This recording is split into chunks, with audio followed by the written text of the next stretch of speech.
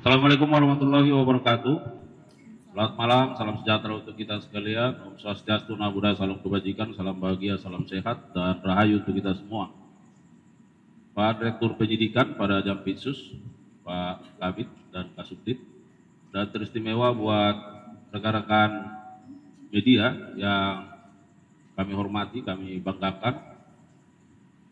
Yang pertama tentu kita bersyukur karena kita masih terus diberikan nikmat sehat. Yang kedua, kami berterima kasih kepada rekan-rekan media yang dengan undangan kami sudah selarut ini masih bersedia bersama kami untuk mengikuti rilis yang akan kami sampaikan. Rekan-rekan media, bahwa pada kesempatan yang baik ini Direktur Penyidikan pada Jampitsus akan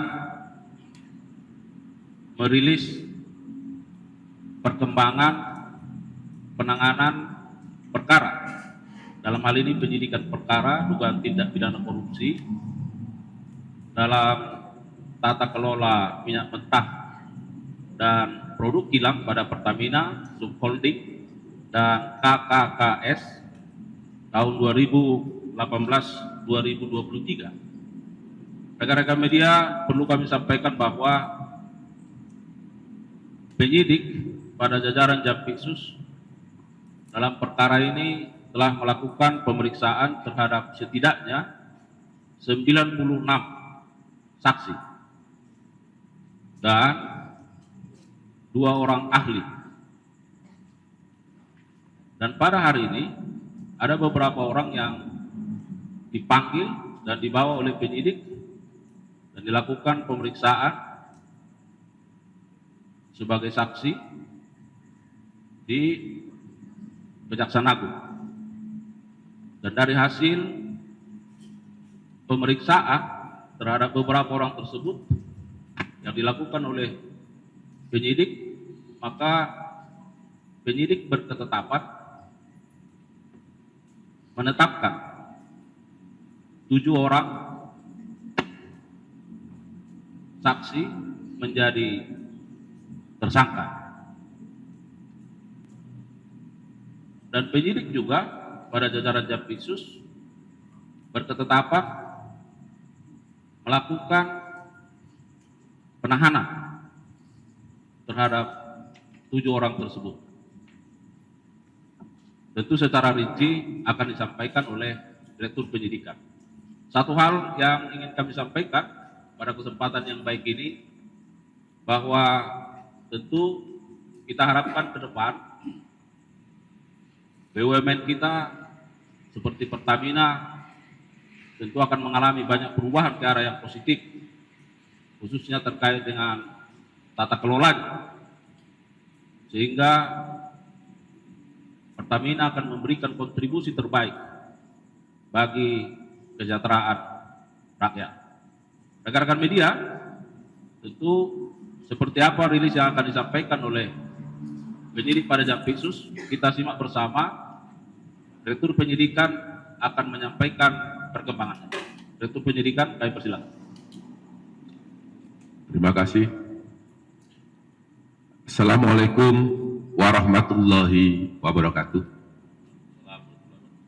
Selamat malam bagi kita semua yang saya hormati Bapak Kapus Penkum serta jajaran.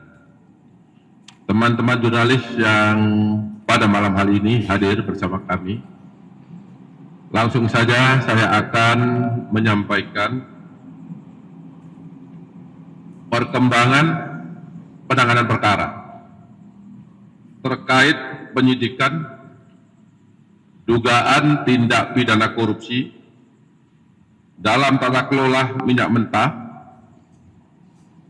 dan produk kilang pada PT Pertamina Persero, Subholding, dan kontraktor kontrak kerjasama atau K3S tahun 2018 sampai dengan tahun 2003. Bahwa pada hari ini, Senin tanggal 24 Februari 2025, kami kembali menyampaikan perkembangan penyidikan perkara dugaan tindak pidana korupsi dalam tata kelola minyak mentah dan produk kilang pada PT Pertamina Persero Subholding dan kontrak kerjasama atau K3S tahun 2018 sampai dengan tahun 2023. Berdasarkan surat perintah penyidikan nomor 59 garis miring FD 2 garis miring FD 2 garis miring 10 garis miring 2024 tanggal 24 Oktober 2024. Berdasarkan perkembangan penyidikan tersebut, tim penyidik menyimpulkan dalam ekspos perkara bahwa telah terdapat serangkaian perbuatan tindak pidana korupsi yang dapat merugikan keuangan negara dari adanya alat bukti yang cukup, yaitu sebagaimana telah disampaikan tadi oleh Pak Kapus Penkum, yaitu berdasarkan keterangan saksi, berdasarkan keterangan ahli, berdasarkan bukti dokumen yang telah disita secara sah, dan bukti-bukti lain termasuk barang bukti elektronik atau BBE. Berdasarkan alat bukti tersebut, tim penyidik pada malam hari ini menetapkan 7 orang sebagai tersangka, antara lain 1. RS, yang bersangkutan adalah Direktur Utama PT Pertamina Patra Niaga. Yang kedua, SDS, yang bersangkutan adalah Direktur Feedstock and Product Optimization PT Kilang Pertamina Internasional. Ketiga, YF selaku Direktur Utama PT Pertamina International Shipping. Keempat, AP selaku VP Feedstock Manajemen PT Kilang Pertamina Internasional. Yang kelima, MKAR selaku Beneficial Owner PT Navigator Katulistiwa. Keenam, DW selaku Komisaris PT Navigator Katulistiwa dan Komisaris PT Jenggala Maritim. Jadi yang bersangkutan menjabat sebagai komisaris pada 2 perusahaan sekaligus. Sedangkan yang terakhir, ketujuh, adalah GRJ selaku komisaris Jenggala Maritim dan sekaligus menjabat sebagai Direktur Utama PT Orbit Terminal Merak. Itulah 7 tersangka yang telah ditetapkan oleh penyidik pada malam hari ini berdasarkan alat bukti yang cukup.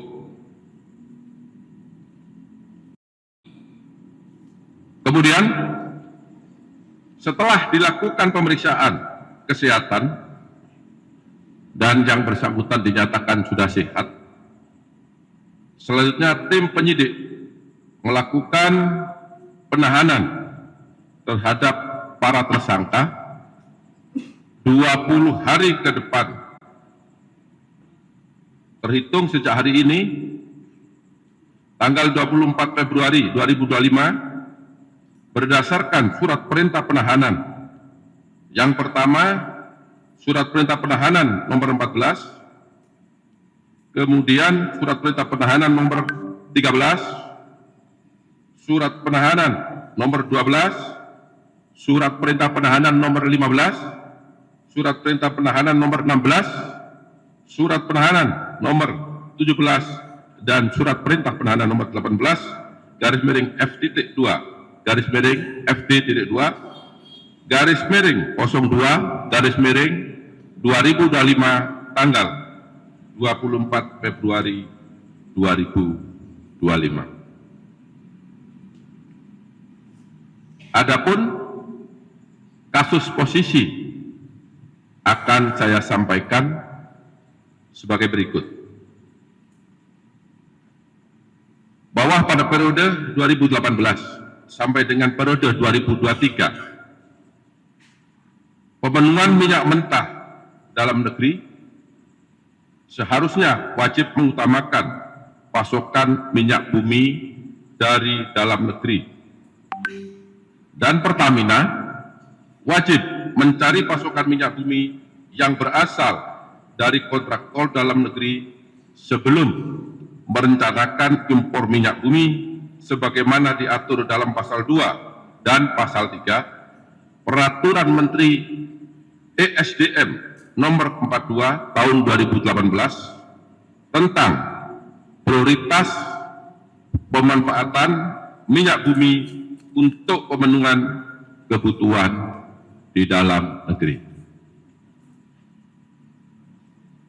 Namun berdasarkan fakta penyidikan yang didapat, tersangka RS, SDS, dan AP melakukan pengondisian dalam rapat optimalisasi hilir atau OH yang dijadikan dasar untuk menurunkan produksi kilang sehingga produksi minyak bumi dalam negeri tidak terserap seluruhnya.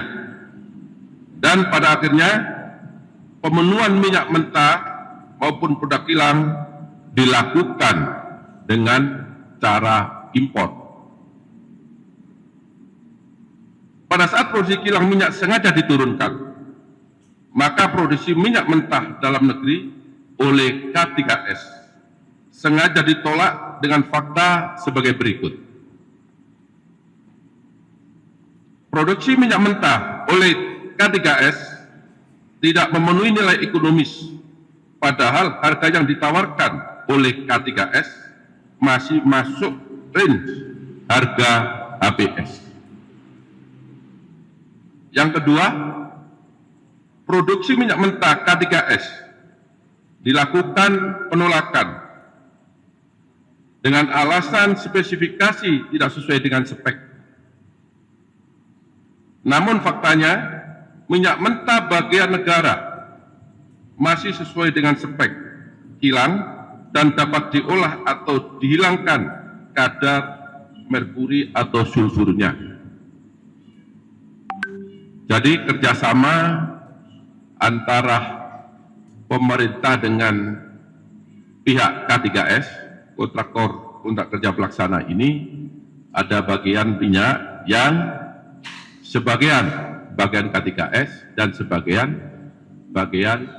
negara atau Pertamina dengan kualitas yang sama berdasarkan persentase yang telah disepakati. Pada saat produksi minyak mentah dalam negeri oleh K3S ditolak dengan dua alasan tersebut, maka menjadi dasar minyak mentah Indonesia dilakukan ekspor. Jadi bagian K3S tadi karena ditolak dengan alasan tidak sesuai dengan spek, harganya tidak sesuai dengan APS, maka secara otomatis bagian K3S harus diekspor ke luar negeri. Untuk memenuhi kebutuhan dalam negeri, maka kilang Pertamina Internasional melakukan impor minyak mentah dan PT Pertamina Patraniaga melakukan impor produk kilang. Harga pembelian impor tersebut apabila dibandingkan dengan harga produksi minyak bumi dalam negeri, terdapat perbandingan pembelian harga yang sangat tinggi atau berbeda harga yang sangat signifikan.